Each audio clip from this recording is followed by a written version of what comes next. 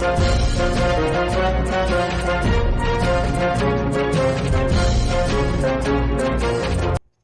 हिंद दोस्तों, मैं हूं आपका दोस्त अल्फा शेरा और एक बार फिर से आप सभी का वेलकम करता हूं आपके अपने ही चैनल पे। दोस्तों, आज इस वीडियो में आपसे बात करूंगा भारतीय सेना के अंदर आरटीजीसी भर्ती 2026-27 के बारे में। बहुत ही जल्द क्या है, आप लोगों का अभी जो कॉमन एंट्रेंस एग्जाम हुआ था उसका रिजल्ट आने वाला है और उसके बाद क्या है, आप लोगों के फिजिकल स्टार्ट हो जाएंगे आपके जेडारो वाइज, आपके जून वाइज। तो आपने सबसे पहले दोस्तों फिजिकल की तैयारी करनी है, क्योंकि फिजिकल का जो रनिंग है ना, 1600 मीटर का रनिंग है और टाइम उसमें है आपका 8 मिनट।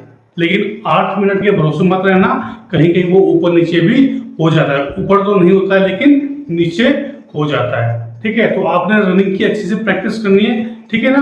तो बाकी उसमें कोई आपका एक्स्ट्रा इवेंट कुछ नहीं है, लेकिन जो रनिंग है वो आपने उसको अच्छे से आपने पूरा करना है। ठीक है, तो प्रैक्टिस करनी है। और कोई कैंडिडेट अगर ओवरवेट है, किसी का वजन ज्यादा है, तो आपने अपना वजन भी कम कर लेना है। तो जो आपका वेट है वो आपकी हाइट और आपकी एज के अनुसार होना है। उस पर मैं बहुत जल्द एक डिटेल वीडियो बना दूंगा कि आपका जो एज है, आपकी जो हाइट है, उसके हिसाब से क्या है आपका वेट कितना होना चाहिए। अगर आपको लगता है कि आप ओवरवेट हैं तो अभी आपके पास टाइम है अपना अपना वजन कम कर लेना, क्योंकि हर साल क्या है कई उम्मीदवार जो है ओवरवेट के कारण बाहर हो जाते हैं।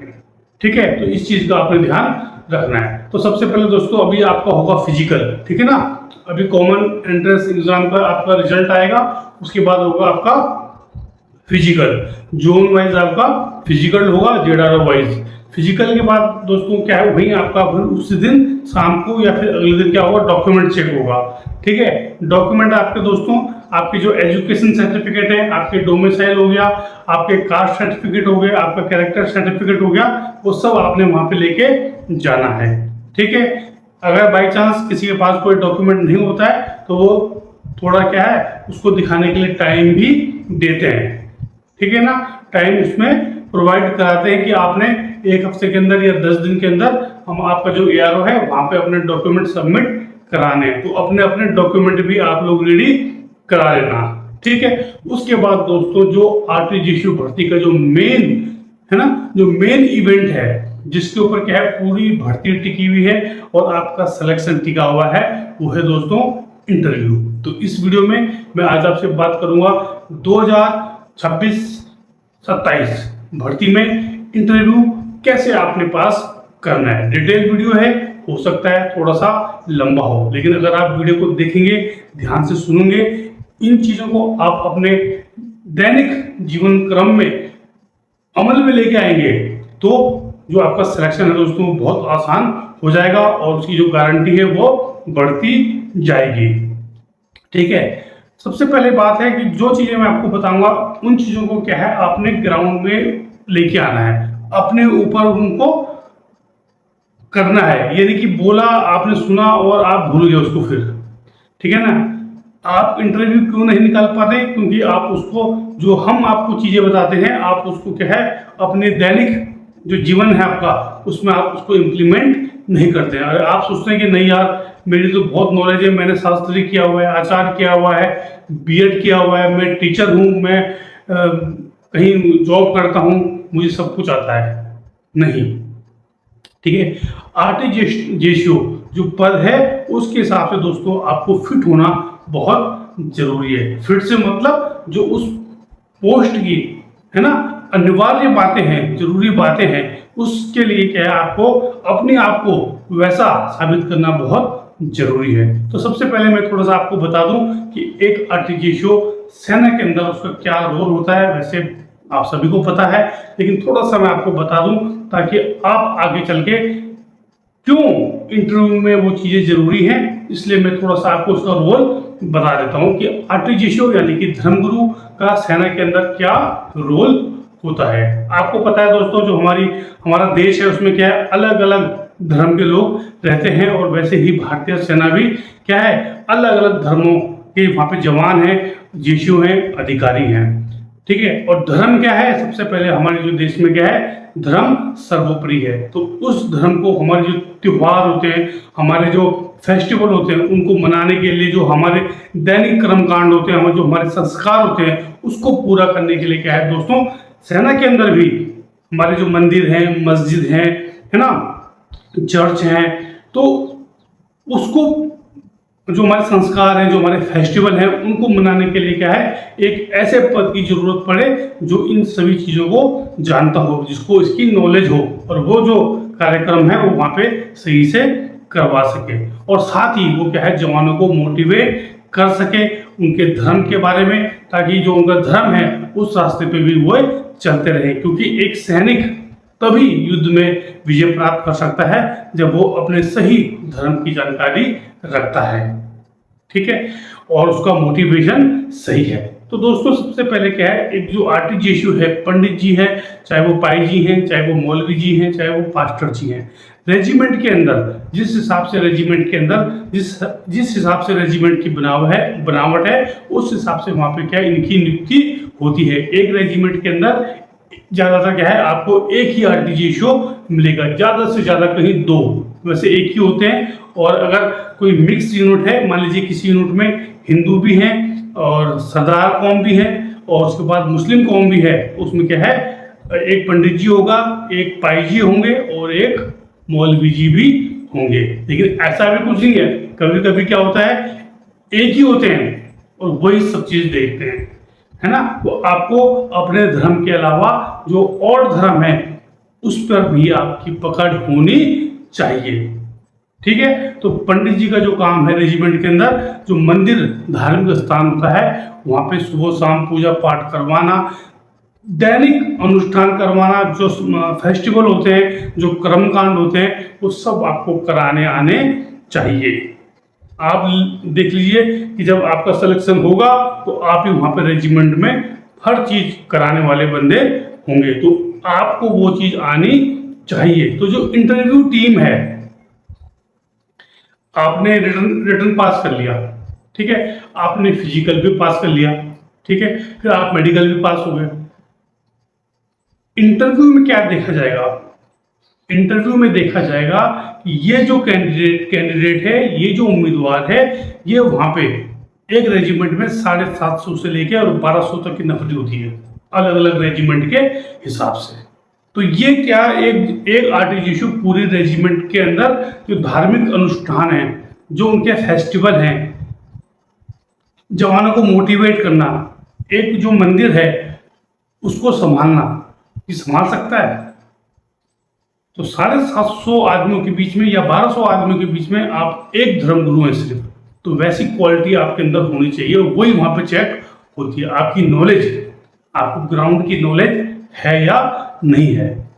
आपको वहां पे कर्मकांड भी कराना पड़ेगा, आपको वहां पूजा पाठ भी करानी पड़ेगी, आपको हो सकता है वहां कभी ऐसी जरूरत पड़े कि अंतिम संस्कार भी कराना पड़ता है ना। तो ये सारी चीजें क्या है, आप लोगों के अंदर आपको पता होनी चाहिए, और जो अन्य खूबियां हैं वो आगे जाके मैं आपको अभी बताऊंगा। सबसे पहले दोस्तों, जो आपका इंटरव्यू है, जो आपका साक्षात्कार है आपका, वो होगा 100 नंबर का, ठीक है, 100 नंबर का आपका साक्षात्कार होगा। तो सबसे पहले क्या देखा जाएगा, आपका सेल्फ से पहले दोस्तों एक और चीज आती है, सेल्फ इंट्रो तो आप वहां पे जाके देंगे, लेकिन सेल्फ से पहले क्या है, आप लोगों का एक चीज और देखा जाएगा, वो है आपका डील डॉल, मतलब आपके शरीर की बनावट, और आपका जो आपने कपड़ा पहना है वो, है ना, आपका हेयर स्टाइल, आपका बात करने का तरीका, आपका जो पहनावा है। सबसे पहले नजर किस पे जाएगी, आपके पहनावे पे और आपके शारीरिक बनावट पे। ये नहीं कि आप बहुत मोटे हैं, आपका पेट निकला हुआ है, आपके बाल अस्त व्यस्त हैं, क्योंकि जब आप रूम के अंदर एंटर लेंगे तो वहां पे जो इंटरव्यू टीम बैठी होगी, तो आप उनको गेट खोल के बोलेंगे सर मैं अंदर आ सकता हूँ, तो सबसे पहले उनकी नजर किस पे पड़ेगी, आपके पहनावे पे, आप पर, आपकी जो डील डॉल है, आपकी जो शारीरिक बनावट है उस पर। तो आपकी जो शारीरिक बनावट है, जो आपने कपड़े पहने, जो आपका हेयर स्टाइल है, जो आपकी दाढ़ी है, जो आपकी मूछें हैं, बिल्कुल सही, एक सैनिक बनने जा रहे हैं आप, तो उस हिसाब से होनी चाहिए। वो बोलते ना, first impression the last impression. अगर आपका पहला प्रभाव ही अच्छा पड़ गया तो एक उसमें पॉजिटिव वो आती है, और आप ऐसे ही गए, आपके जो कपड़े हैं वो अस्त व्यस्त हैं, ढीले हैं बहुत ज़्यादा या बहुत ज़्यादा टाइट हैं, है ना, आपके बाल बिल्कुल सेट नहीं है, बने नहीं है, कटिंग नहीं, उनके बड़े बड़े बाल आपने कर रखे हैं, दांतों को आपने साफ नहीं किया हुआ है, तो वो थोड़ा प्रभाव वहाँ पे क्या है, नेगेटिव उसको लेके आता है। पॉजिटिव तभी आएगा जब आपके जो कपड़े हैं वो बिल्कुल फिटिंग के होंगे आपके, है ना, आपकी जो हेयर स्टाइल है बिल्कुल कटा हुआ होगा, बिल्कुल सही, आपकी जो मूछे दाढ़ी है बिल्कुल सेट होंगी हर चीज़। जैसे हमारे पाई जी होते हैं, तो जो उनकी दाढ़ी वगैरह है वो उनकी जाले लगा के सेट करा के वहाँ पे जाए। तो फर्स्ट इंप्रेशन, जैसे ही आप गेट खोले तो वहाँ पे जो इंटरव्यू टीम बैठी है, जिसमें आपके एक ब्रिगेडियर साहब हो सकते हैं, एक मेजर साहब हो सकते हैं, है ना, 3 से 4 आपके सीनियर आरटीजीसी हो सकते हैं। तो जब वो आपको देखें तो उनको लगे यार हाँ पर्सनैलिटी है।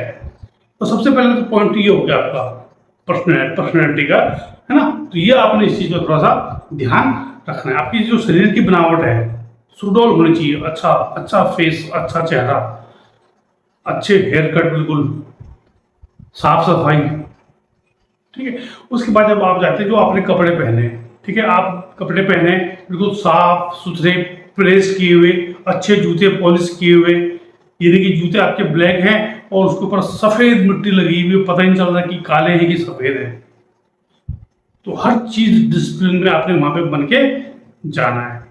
भाई आप एक स्टार रैंक के लिए जा रहे हो तो उस हिसाब से क्या है, आपको वहां पे पेश भी करना पड़ेगा। पेश से मतलब प्रस्तुत करना पड़ेगा, ठीक है। उसके बाद जब आप जाते हैं तो दोस्तों सबसे पहले होगा आपका सेल्फ इंट्रो। तो सेल्फ इंट्रो में क्या है दोस्तों, आपने पूछा जाएगा आपसे, आप पहले बताएंगे, पहले पूछेंगे कि आप अपने बारे में बताइए। तो आप उनको बताएंगे कि मैं फलाने जगह का रहने वाला हूँ, मैं ऐसे एजुकेशन लिया हूँ।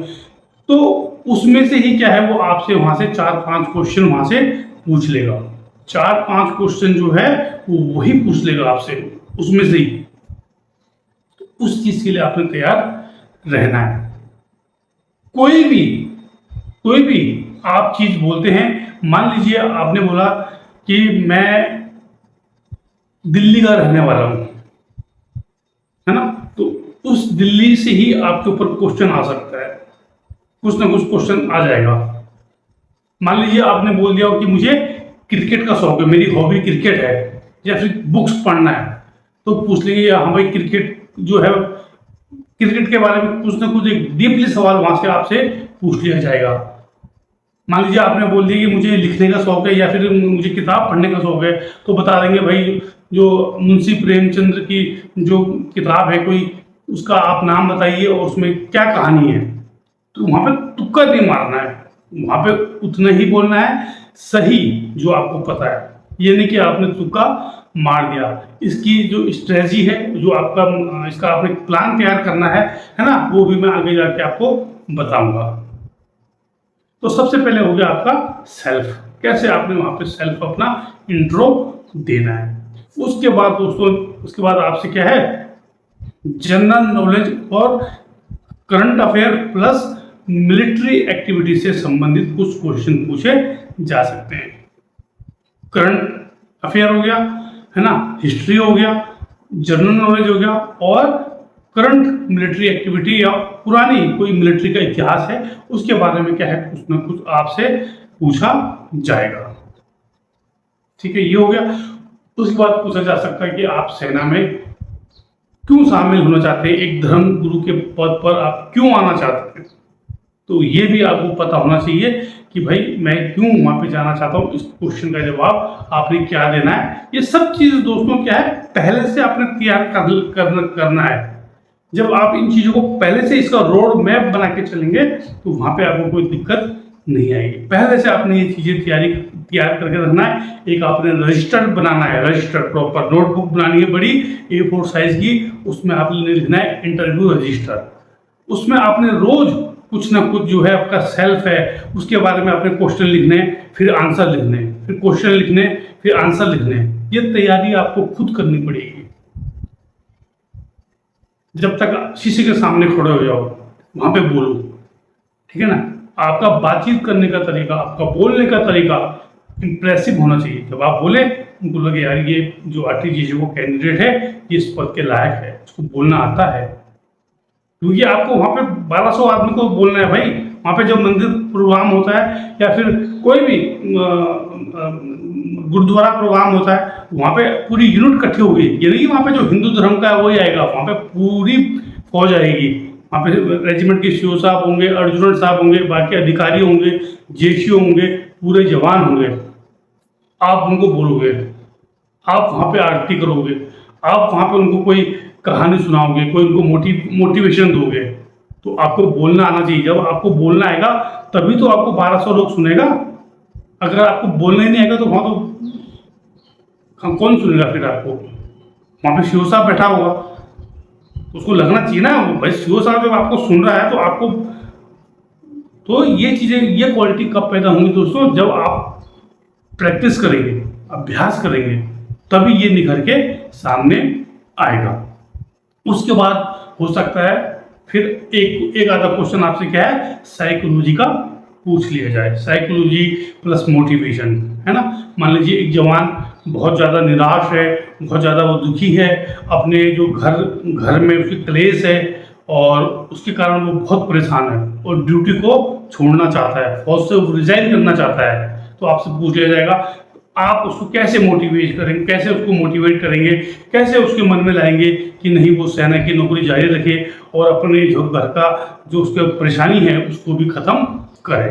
तो ये सब चीजें दोस्तों तब आएंगी जब आप इसका अभ्यास करेंगे। ठीक है ना, तो ये सब चीजें आपने करनी है, ये सब चीजें आपको पता होनी चाहिए। उसके बाद आ जाता है आपका धर्म से रिलेटेड। आपका जो धर्म है, मान लीजिए पंडित जी हैं, मौलवी जी हैं, पाई जी हैं, पास्टर जी हैं, बुद्धिस्ट जी हैं, तो आपके धर्म की हर चीज आपको पता होनी चाहिए। मान लीजिए कोई बहुत ही बारीक चीज है वो आपको नहीं पता है, वो अलग बात है ना। लेकिन जो मेन जो चीज है, संस्कार हो गया, कर्मकांड हो गए, दैनिक जो फेस्टिवल होते हैं उसके अंदर क्या क्या जो चीजें होती हैं वो आपको पता होना चाहिए। अगर बेसिक ही आपको पता नहीं होगा तो फिर कैसे आप सोचते हो कि आरटीजीएसओ के पद पर आपको लिया जाएगा?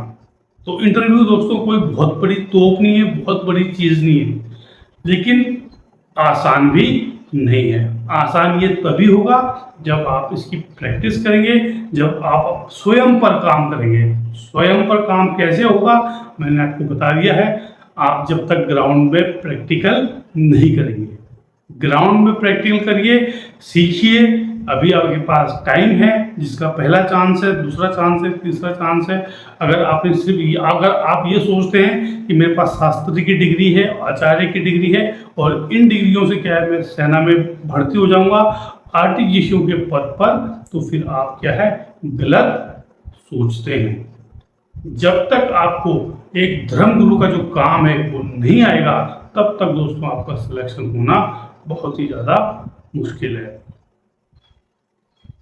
नित्य क्रम में इसको शामिल करिए। दैनिक जीवन में जब आप इसको शामिल कर लेंगे, जब आप किसी का पूजा पाठ करने जाएंगे, जब आप किसी के अंतिम संस्कार में जाएंगे, जब आप जो ये कोई भी फेस्टिवल होता है वहां पे पूजा पाठ करेंगे, ऑटोमेटिक ही आपका जो ज्ञान है वो ऊपर जाएगा और वहां पे क्या है आपका सिलेक्शन आसान हो जाएगा। तो ये जो कुछ चीजें हैं जो मैंने आपको बताई है, इन चीजों पे आपने अभी से काम करना है। तभी दोस्तों जनवरी फरवरी में जब भी आपका इंटरव्यू होगा, अभी आपके पास 5 महीने 6 महीने हैं, तभी क्या है आप उस चीज में अपने आप को परफेक्ट कर पाएंगे। ठीक है ना। उसके साथ साथ आपने अपने फिजिकल की तैयारी करनी है, आपने अपना मेडिकल वगैरह देख लेना है। आपको कोई दिक्कत तो नहीं है, अगर कोई परेशानी है नॉर्मल वो अभी ठीक हो सकती है। अगर आपको कोई डाउट है आपका मेडिकल से संबंधित, आपका फिजिकल से संबंधित, तो क्या है आप कमेंट बॉक्स में मुझे कमेंट कर सकते हैं। मैं कोशिश करूंगा आप लोगों के जवाब देने की पूरी कोशिश करूंगा, पूरी आपकी मदद की जाएगी, पूरा आपको रास्ता दिखाया जाएगा, है ना। लेकिन क्या है पहले क्या है आपने अपने ऊपर विश्वास करना है, अपने ऊपर काम करना है, तभी अभी कई लड़के हैं, मैं जानता हूँ, एक बार दे दिया, 2 बार दे दिया, 3 बार दे दिया, 4 बार दे दिया, इंटरव्यू पास ही नहीं कर पा रहे हैं। तो कहीं ना कहीं कमी है, उस कमी को पहचानो, अपनी कमी को पहचानो, उस पर काम करो, उसको दूर करो और नए जोश के साथ आओ और फिर देखो आपका सिलेक्शन कैसे नहीं होता है। मेहनत आपको करनी पड़ेगी दोस्तों, अपने ऊपर काम करना पड़ेगा। अगर आपने एक नौकरी लेनी है, ठीक है, बहुत ही बेहतरीन और अच्छी जॉब है, मेहनत करेंगे तो फिर आपका क्या है, सक्सेस आपको कोई रोक नहीं सकता है। अभी लास्ट ईयर भी अभी जो इस साल 25-26 में एक कैंडिडेट थे, आरटी ईशो मौलवी जी, उत्तर प्रदेश के रहने वाले हैं और 2-3 साल से मेरे टच में थे।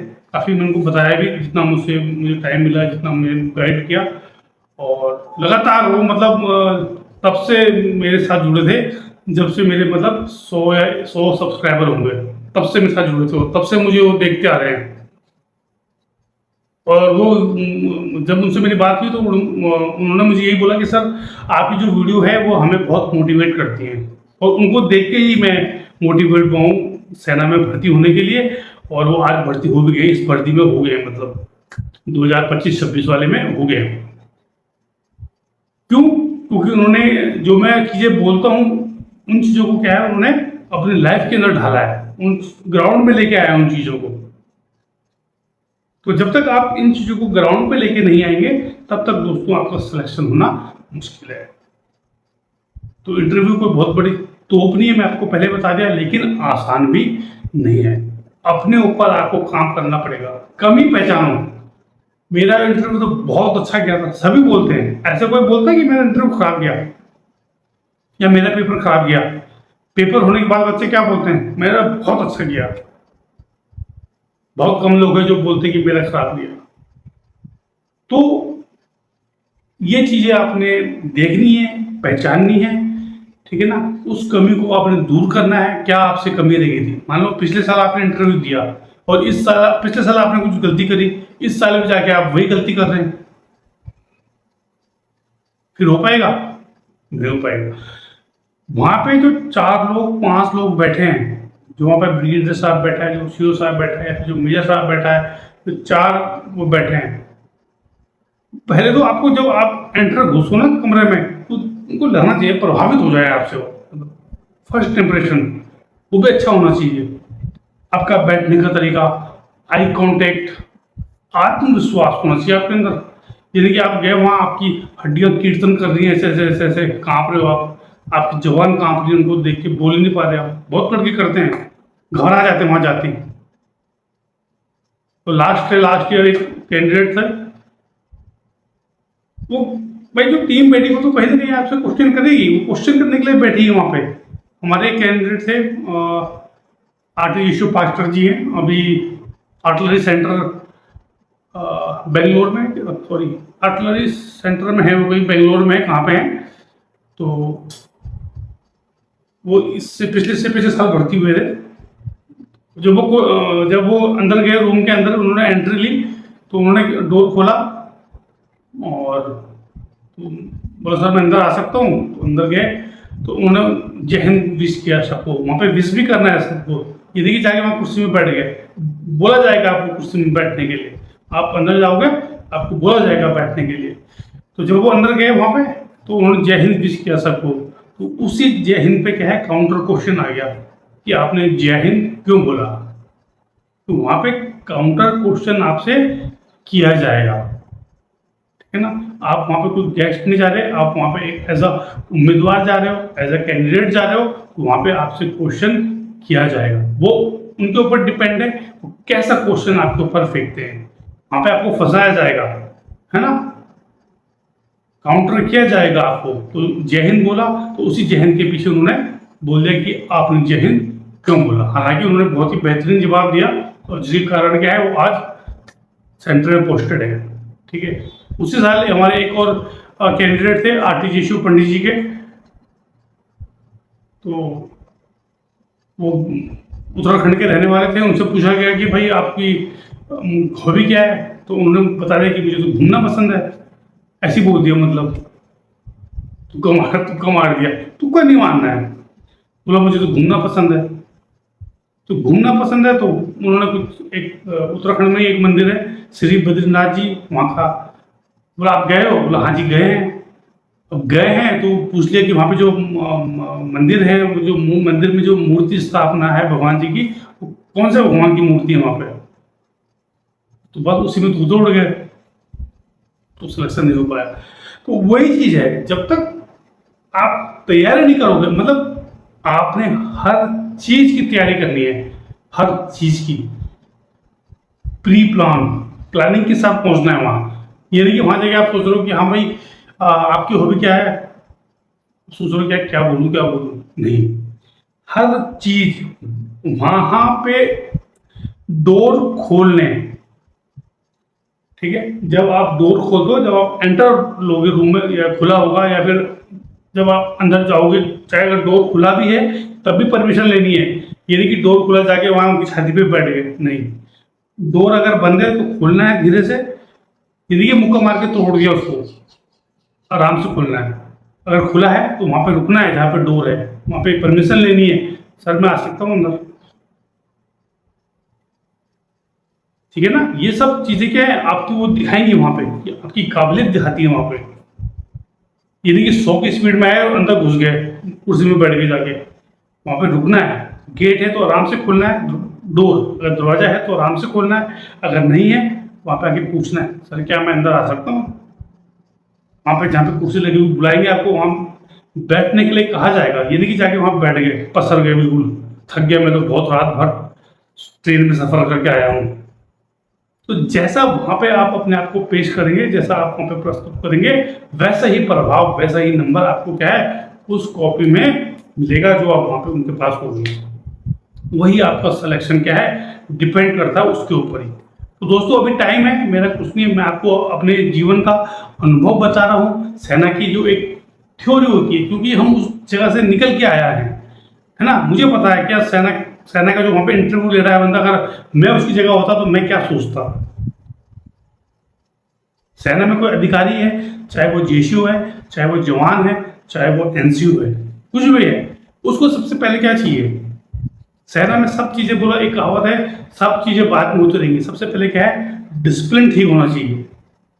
इसका जो उठना बैठना है, बोलना है, वो ठीक होना चाहिए। बाकी काम तो होते रहेंगे सेना में, लेकिन सेना सबसे पहले कहावत है कि आपका डिसिप्लिन ठीक होना चाहिए, बाकी सब चीजें सेना करवा लेगी आपसे। उदाहरण एग्जाम्पल आपको दे रहा हूँ, तो आपका जो डिसिप्लिन है, आपका जो पहनावा है, आपका जो बोलचाल का तरीका है, वो सही होना चाहिए। ये नहीं कि वहाँ खड़ी भाषा बोल रहे जाके, है ना। आवाज में क्या है आपके, विनम्र आवाज होनी चाहिए आपकी, मतलब मृदुभाषी। वैसे भी आप आर्टिस्ट हो यार, है ना। आपके आवाज में मिठास होनी चाहिए, मृदुभाषी होनी चाहिए आप। तो दोस्तों ये है, अभी आप अपने ऊपर इसके ऊपर काम करेंगे तो आपका जो सिलेक्शन है बहुत आसान हो जाएगा। अभी मैं धीरे धीरे वापस आया हूँ आप लोगों को गाइड करने के लिए, आप लोगों को दिशा दिखाने के लिए, और भी इसके ऊपर काम करूँगा। और हो सकेगा तो एक मॉक इंटरव्यू भी आपके लिए लेके आऊँगा, ठीक है। तो आप लोगों ने चैनल के साथ बने रहना है, इसको शेयर करना है। जितने भी कैंडिडेट इस साल आरटीजीएसयू के हैं उनके साथ इसको शेयर करना है, ठीक है, और सपोर्ट करना है। तो बाकी आप मुझे सपोर्ट करिए, मैं आप लोगों को पूरा सपोर्ट करूंगा। जो मेरी नॉलेज है, जो मुझे आता है, मैं आप लोगों को पूरा दिखाऊंगा और कोशिश करूंगा जो भी उम्मीदवार जुड़े, अगर उसने मेहनत की है तो उसका सिलेक्शन होगा ही होगा, इसमें कोई दो राय नहीं है। आप पूछ सकते हैं जो मुझसे पहले कैंडिडेट जुड़े हुए थे और जिसको सही गाइड किया, और जिन्होंने उस गाइड को, उस दिशा को, उन बातों को अपने जीवन में ढाला है, वो आज आरटीजीएसयू बन के बैठा हुआ है। किसी की सर्विस 1 साल हो गई, 2 साल हो गई, 3 साल हो गई, कोई अभी जा रहे हैं, बहुत सारे उम्मीदवार हैं। लेकिन ये नहीं कि मैंने आपको बोला और आपने सुना और एक कान से निकाल दिया। जो चीज बोली है आप खुद सोचना, अगर आप वीडियो पूरा देखोगे आप खुद सोचना कि सर ने जो बोला है, अगर मैं उसको अपने जीवन में उतारूं तो क्या मेरा सिलेक्शन आसान होगा या नहीं होगा। बहुत इजी हो जाएगा, बहुत आसान हो जाएगा। लेकिन शर्त क्या है, आपने उन चीजों को करना है जो मैंने बोला है। अब मैंने बोला कि आप प्रैक्टिकल करो, तो आप प्रैक्टिकल करने कहाँ जा रहे हो? किसी इंस्टीट्यूट में जा रहे हो। क्यों भाई? अरे इंस्टीट्यूट में क्यों जा रहे हो भाई प्रैक्टिकल करने? किसी पंडित जी के पास जाओ ना यार। मैं आपको बताया बेस्ट तरीका क्या है, जो आपके गांव में जो पंडित जी हैं उनके पास जाओ। वो जो दैनिक कार्यक्रम करते हैं उनके साथ बैठो, उनके साथ हिस्सा लो, तब देखो आपका सिलेक्शन कैसे नहीं होता है। ठीक है, तो दोस्तों ये थी आज की वीडियो, जिसमें मैंने आज आपको आरटीजीएससी भर्ती 2026-27 के इंटरव्यू के बारे में थोड़ी जानकारी दी, और आगे भी आपको आरटीजीएससी के लिए मैं ऐसे ही मोटिवेट करता रहूंगा, ऐसे ही रास्ता दिखाता रहूंगा। आपने चैनल के साथ बने रहना है। जय हिंद, जय भारत, वंदे मातरम।